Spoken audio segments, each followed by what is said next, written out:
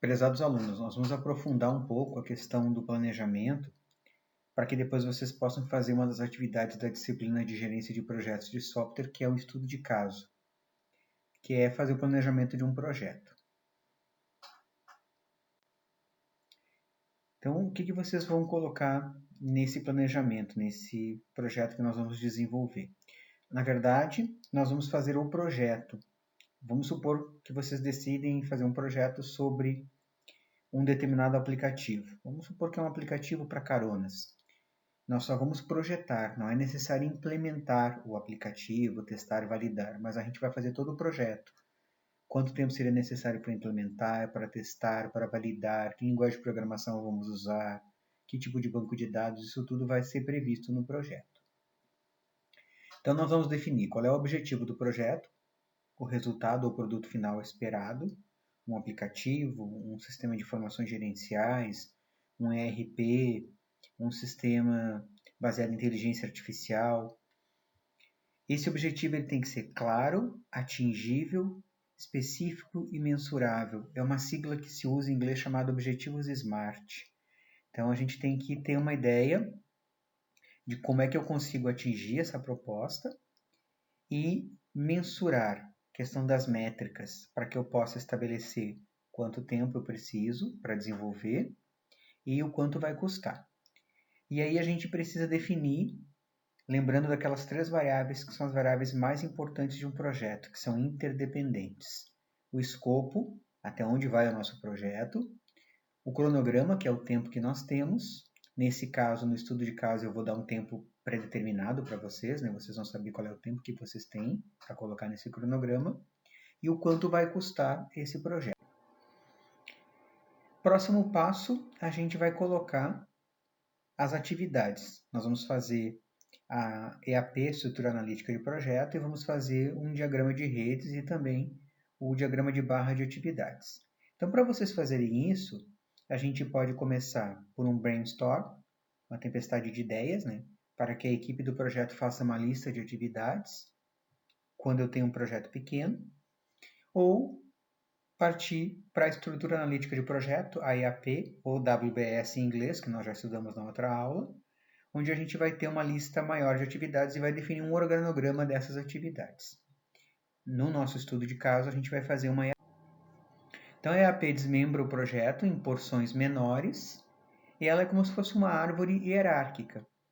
E concluir toda essa árvore é conseguir concluir o escopo do meu projeto. Aqui a gente tem um exemplo de uma estrutura analítica de projeto, que não é na área de gerência de projetos de software, né? É a realização de um festival. Então, cada caixinha tem a divisão de tarefas e a pessoa que é responsável, não que seja a única pessoa que vai fazer. Ela pode ter outras pessoas que vão auxiliar. Então, nós temos o festival, o responsável por todo o festival é a Ana. Aí a divisão em partes menores, né? Promoção. A Ana vai cuidar da promoção também. Está dividido em anúncios de jornal e cartazes. Por exemplo, tem uma área que é a área de jogos do festival, que vai ser na verdade, gerenciada pelo João. Aí está subdividido em quiosques e prêmios. O João também vai cuidar dos prêmios, mas o Jaime vai cuidar dos quiosques. O número de subdivisões aqui, quem decide é a equipe de projeto. Tá? Pode ter várias subdivisões ou não. A equipe que vai decidir como vai montar essa árvore e também quem vai ficar responsável por cada atividade.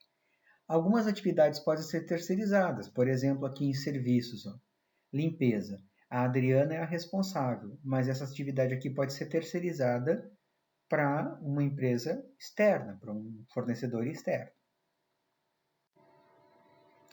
Essa estrutura gráfica, então, que subdivide o projeto em porções menores, que é a estrutura analítica de projeto, a EAP ou WBS, ela é dividida em itens de trabalho. Nem todas as ramificações precisam ser desmembradas ao mesmo nível, o que quer dizer que eu que decido se eu quero pegar uma caixinha e quebrar em outras 3, quero fazer vários níveis, quero fazer só um nível. O item no nível mais baixo da ramificação é chamado de pacote de trabalho. E a EAP indica a organização, que pode ser um fornecedor, né? Ou a pessoa responsável para cada um desses itens que nós colocamos. Critérios para decidir o grau de detalhamento e quantos níveis devem ser colocados no EAP. O nível no qual uma pessoa ou organização pode ser considerada responsável. Então, eu consigo fechar aquelas atividades numa caixinha e dizer que esta caixinha aqui está sob a supervisão de uma determinada pessoa. Por exemplo, a implementação do meu software. Quem é a pessoa que vai cuidar da implementação? Eu vou dividir implementação, testes, validação e implantação. Essas 4 caixinhas vão estar numa caixinha maior, que é desenvolvimento. Aí eu vou ter desenvolvimento, uma pessoa responsável, e depois a parte da implementação, teste, validação, implantação, cada caixinha uma outra pessoa.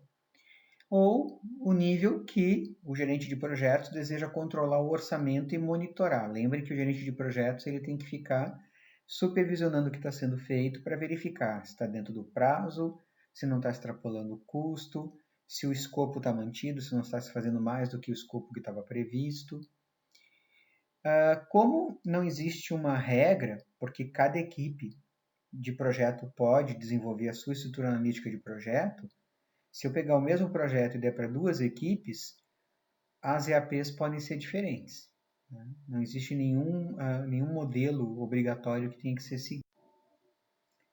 Depois que a gente fez a estrutura analítica de projeto, a gente passa para um próximo passo chamado matriz de responsabilidades, onde a gente vai colocar no formato de tabela quem é responsável por cada uma daquelas nossas caixinhas, né? E quem são as pessoas ou empresas, fornecedores externos, terceirizados, que vão dar o suporte. Então, nessa matriz, a gente vai usar a letra P para quem é o responsável principal, de quem o gerente de projeto vai cobrar aquela atividade, e S para quem vai só dar um suporte. E a mesma pessoa pode aparecer várias vezes dentro dessa nossa estrutura, tanto na EAP quanto nessa matriz de responsabilidades. Então aqui eu usei como exemplo aquela EAP do festival. Então nós temos aqui os itens de trabalho, todos que aparecem lá na EAP são linhas dessa minha matriz de responsabilidades, e as colunas são o nome de todas as pessoas ou empresas terceirizadas, fornecedores que fazem parte. Então, por exemplo, o festival, o responsável principal é a Ana. Suporte, Beth, João, Patrícia, Carla e Paulo, quem está logo abaixo ali naquele primeiro nível, né? A promoção, o responsável principal é a Ana. Suporte, o Carlos. Então, a pessoa que vai auxiliar a Ana na promoção. Então, o que tem que cuidar para ficar de acordo é que todos os itens que aparecem aqui, nessa coluna item de trabalho, tem que estar no EAP. Ou seja, primeiro eu faço EAP e depois eu passo aqui para a minha matriz de responsabilidade. O que é uma atividade dentro da ideia da EAP? Né? Porque a atividade depois eu vou usar também para criar o nosso cronograma a partir de uma rede de atividades e depois também de um diagrama de barra de atividades. Uma atividade é uma porção definida de trabalho que consome tempo, mas que não necessariamente exige o esforço de pessoas. Tá? Por exemplo, se eu pegar lá na nossa EAP, quiosques de jogos. O que pode ser as atividades que envolvem os quiosques de jogos do festival? Projetar os quiosques, especificar os materiais, se vão ser de madeira, se vão ser de metal, comprar os materiais, construir efetivamente os quiosques, pintar, desmontar no final do festival, mover para o local do festival, remontar, desmontar, transportar para o depósito novamente. Então, eu estou quebrando aquela caixinha quiosque de jogos uma série de atividades. Quem é que vai dizer isso? A equipe do projeto, que é quem entende como funciona. Ou eu vou terceirizar isso aqui, quiosque de jogos, empresa terceirizada. E a empresa que vai fazer para mim. E eu só quero que ela me entregue X quiosques. Eu quero 5 quiosques, cada quiosque tem que ter a medida mínima de 5 metros quadrados.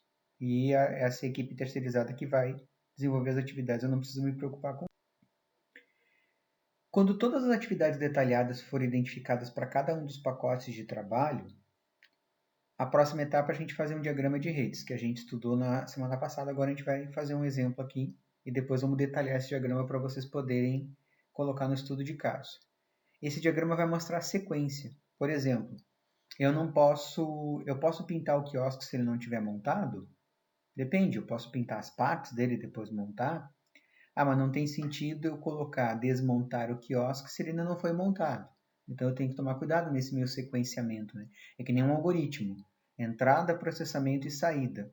Eu não posso fazer a saída de dados se eu ainda não fiz a entrada e o processamento. Eu não posso fazer o processamento se não houve a entrada. Então eu tenho que tomar cuidado com esse sequenciamento das atividades para que elas sejam efetivadas de forma. Então aqui um exemplo de diagrama de rede de atividades que nós vimos na aula passada. Vou reforçar para que depois a gente possa construir ele com mais calma e também para que vocês possam entender como é que a gente faz o cálculo do chamado caminho crítico, que é o caminho principal. Então nós temos as tarefas ou atividades, né? T1, T2, T3, T4. Os marcos que não são obrigatórios, a gente vai fazer alguns exemplos sem marcos, né? Lembre que o marco pode ser um resultado interno para a equipe ou pode ser um resultado que eu vou entregar do projeto. Por exemplo, montar o quiosque. Um marco poderia ser a entrega dos quiosques montados. Pintar os quiosques. Um marco poderia ser a entrega da pintura dos quiosques. A tarefa, montar o quiosque, pintar o quiosque. Então, eu tenho aqui as tarefas e essas linhas são a ligação entre elas. Por exemplo, iniciou T1, T2 e T4, as três estão iniciando simultaneamente. Ó. A tarefa 3, ela só começa depois que terminou a tarefa 1, ó, porque uma está ligada na outra. A tarefa 6 está ligada na tarefa 2. A tarefa 5, se eu olhar aqui pelo nosso diagrama de redes, está ligada na tarefa 2 e na tarefa 4. Então, a tarefa 5 só pode começar depois que a 2 e a 4 terminarem. Ah, mas quem é que decide? Quem decide é a equipe de projeto, que conhece quais são as tarefas e como elas devem ou não ser sequenciadas. O outro tipo de diagrama, que na verdade é uma outra forma de ver a mesma coisa. Então, eu tenho o diagrama de redes e o diagrama de barras. Eu tenho todas as tarefas, cada linha é uma tarefa, e cada coluna é um intervalo de tempo. Podem ser dias, podem ser quinzenas, semanas, meses, horas. Então, supondo que aqui eu estou trabalhando com dias. Ó. O nosso projeto todo, aqui nesse exemplo, dura 28 dias. Ó. T1, T2 e T4 começaram no dia 1, ó, simultaneamente. T1 tem 8 dias, leva 8 dias para concluir. T2, 15 dias. T4, 10 dias. A T3 ó, só começou no dia 9, por quê?